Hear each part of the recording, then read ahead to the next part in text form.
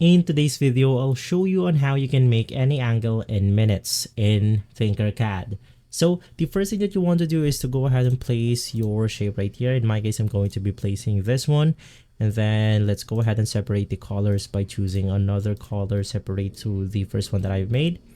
And what you want to do is to go ahead and basically just place a hole right beside the shape that you have made. And what you want to do is to simply align them together.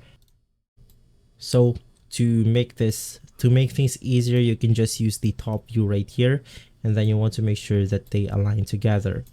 From here, you can then use the angle option to go ahead and angle your box right here. And then from there, once you have everything set up, you can then choose on the work plane, then place the work plane at the edge of our hole right here. We are then going to extend this by pressing this specific button.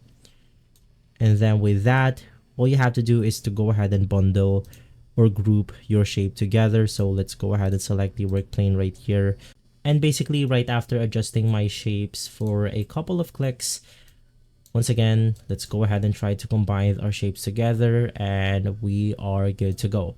And so guys, if this video has been helpful, leave a like, subscribe, and follow Guides to Everything for more videos like this. Thanks for watching.